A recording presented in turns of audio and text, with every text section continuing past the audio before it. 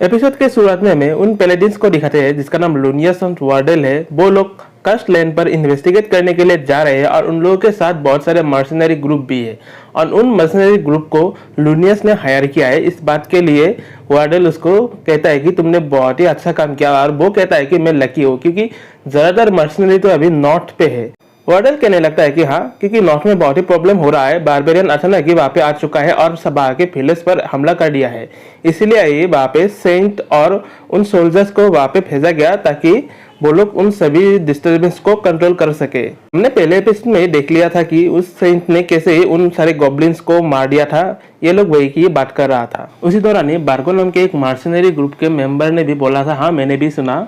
तभी लूनियस कहते हैं कि ऐसे मत बोलो कि तुम्हें इससे कुछ भी फर्क नहीं पड़ता। वो कहने लगता है कि हाँ, मुझे कुछ खास फर्क नहीं पड़ता क्योंकि मैं वैसे भी वहाँ पे नहीं जाने वाला। जब मुझे पता चला वहाँ पे एक विच है, तभी लूनियस बूस इसके बारे में पूछने वाला था। उस बात को रोककर वार्डल कहता है कि वैसे भी हम लोग अभी साउथ की ओर जा रहे हैं जहाँ पे कर्स्ट लैंड है। अगले सीन में हमें दिखाते हैं कि लूनियस और बार्गो एक सारे खाना खा रहे थे किसी होटल या रेस्टोरेंट पर। उसी दौरान लूनियस बार्गो को कहता है कि तुम उस विच के बारे में बोल रहे थे ना, मुझे और बताओ। बार्गो कहता है कि ये सब रूमर है शायद। कहते हैं कि उस विच ने ही ये सब काम किया है जो कि नॉर्थ में अभी हो रहा है। तभी लूनियस कहता है कि ऐसा हो नहीं सकता क्योंकि वापस सेंट को भेजा गया और अकेले एक ही पर्सन इतना परेशानी खड़ा नहीं कर सकता। उसके बाद बार्गो ही कहता है कि शायद तुम ठीक कह रहे हो, पर फिर भी कुछ लोग कहते हैं कि ये काम उस विच ने ही किया है। उसी दौरान ही उस बात को बीच में रोककर वार्डल दूसरी बात को शुरू कर देते हैं। अगले सीन में हमें डार्क केव्स, ताकुतो और आतोबी को दिखाए जाते हैं। बाकी बीचों बीच बहुत सारे फ्लेश ट्री के फ्रूट्स लगे हुए थे। उसी दौरान एमएल ग्या को पूछता है कि यहाँ पे कुछ होने वाला है क्या। ग्या कहता है कि हमारे किंग ने ही हमें यहाँ पे बुलाया है। उसी दौरान मॉडल उन दोनों को चुप कर देते हैं। उसके बाद हमें दिखाता है कि ताकुतो अपने ताकत से उन सारे फ्लेश ट्री के फ्रूट्स को लॉन्ग लेग बग में कन्वर्ट कर देता है। असल में हमने पहले एपिसोड में ही इस बग को देखा था। ये एक स्काउट है आसपास को नजर रखने के लिए। उसको देखकर मोटर भी हैरान होते हैं कि हमारे किंग के पास इतना ताकत है कि वो एक न्यू लाइफ को पैदा कर सकता है, मतलब कि अपने जादू से या फिर मैजिक से, कुछ और मत समझ लेना। तभी आतो कहते हैं कि देखा हमारे किंग के पास कितनी ताकत है। असल में हमारे किंग के पास इससे ज्यादा ताकत है। उसके लिए आप लोगों को खुश और डेडिकेशन दिखाना होगा ताकि हमारे किंग के पास और भी ताकत आए। इसलिए हमारे किंग के प्रति और भी डिवोशन दिखाओ ताकि हमारा किंग और भी ताकतवर हो सके।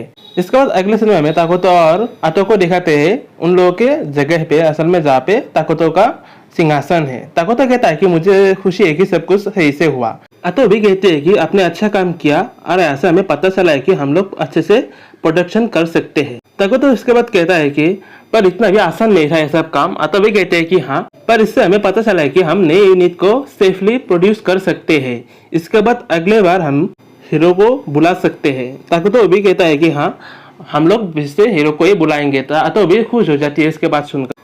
ताकुतो इसके बाद भी कहते हैं कि बस 2 हीरो हमारे साथ होने से ही हमारे फाइटिंग फोर्स बहुत ही ताकतवर हो जाएंगे। आतो कहते हैं कि आप कौन से हीरो को बुलाने वाले हो। ताकुतो कहता है कि हम लोग बग क्वीन इजला को बुलाने वाले हैं। और आतो भी खुशी खुशी कहती है कि हाँ, आप सही कर रहे हो, वो बहुत ही ओवरपावर्ड है। इसके बाद हमें इजला के ताकत के बारे में कहा जाता है कि उसका पहला ताकत ये है कि वो सभी लॉन्ग लेग बर्ड को एम्पावर कर सकते हैं। उसके वजह से वो सभी लोग बहुत ही ताकतवर हो जाते हैं। असल में लॉन्ग लेग बर्ड बस स्काउट ही कर सकते हैं, पर उसके आने के बाद वो लोग फाइट भी कर सकते हैं। और उसकी दूसरी एबिलिटी है कि वो लावा यूनिट को भी प्रोड्यूस कर सकते हैं। इससे कि हमारा वर्क फोर्स और भी बढ़ जाएगा। इजला वर्क के साथ साथ डोमेस्टिक अफेयर में भी बहुत ही अच्छे से काम कर सकते हैं। फिलहाल हमें सबसे ज्यादा जरूरत उसी का ही है। ये बात सुनकर आतो भी मान जाती है और वो कहता है कि इजला शुरुआती समय के लिए बहुत ही बेहतर है। इसके बाद तो कहने लगता है कि बाकी सबको मैं बुला भी नहीं सकता, उन लोगों की पर्सनैलिटी बहुत ही हॉरेबल है। अभी के लिए सिर्फ हम इजला के साथ ही आएंगे। आतो भी इन बात को मानते हैं और वो भी सोचने लगते हैं कि आप सही करें, और वो दोनों एक दूसरे को देखकर हंसने लगता है। उसके बाद ताकुतो भी कहता है कि वैसे भी बाद में उन लोगों की जरूरत पड़ेगा ही हमें। उसके बाद हमें उन मर्सनरी और पैलेडियंस को दिखाते हैं और यहाँ पे एक बहुत बड़ा ओगर या तो बहुत बड़ा गॉब्लिन है। उन गॉब्लिन को कोई हरा नहीं पा रहा था। उसी दौरान ही वार्डल आकर एक बड़े से ओगर को अकेले हरा देता है और उसकी ताकत को देखकर लोनियस भी चौंक जाते हैं। अगले सीन में हमें फिर से ताकुतो और आतो को दिखाते हैं। वो दोनों खाना खा रहे थे। आतो कहते हैं कि आप लोग ये सब खाना क्यों खा रहे हो। असल में ताकुतो बर्गर खा रहा था। उसी दौरान ये ताकुतो को पता चलता है कि उन लोगों के जंगल के सामने कुछ लोग आ चुके हैं। असल में वो लोग कोई और नहीं, वही पैलेडिन्स और मर्सनरी है। इसके बाद आतो बाहर से चले जाते हैं उन लोगों से निपटने के लिए। वो मर्सनरी और पैलेडिन जंगल के पास आ रहे थे तभी आतो वहाँ पे आ जाती है और वो कहते हैं कि आप लोग यहाँ पे नहीं आ सकते। वर्डल कहने लगता है कि हम लोग बस यहाँ पे इन्वेस्टिगेट करने के लिए है, तुम कौन हो? वो कहते हैं कि मैं बस डार्क एल्फ हूँ, हमारे यहाँ पे कोई रहने के लिए जगह नहीं था इसलिए हम लोग यहाँ पे आके रहने लग गए हैं। वो कहता है कि हम बस यहाँ पे देखकर चले जाएंगे। वो कहता है कि यहाँ पे आप लोग आ नहीं सकते, यहाँ पे देखने के लिए कुछ भी नहीं है। पर फिर भी वार्डल जोर कहता है और वो अपने मिशन को भी रिवील कर देता है। ये बात सुनकर लूनियस भी कहता है कि आप ऐसा नहीं कर सकते। वार्डल कहता है कि मुझे फर्क नहीं पड़ता। लूनियस कहता है कि इस बात को मैं रिपोर्ट जरूर करूंगा। वो कहता है कि तुम कुछ भी करो, मैं कुछ भी, मुझे फर्क नहीं पड़ेंगे। वार्डल को कुछ समझ में आता है इसलिए वो बाहर से जाने के लिए मान जाते हैं।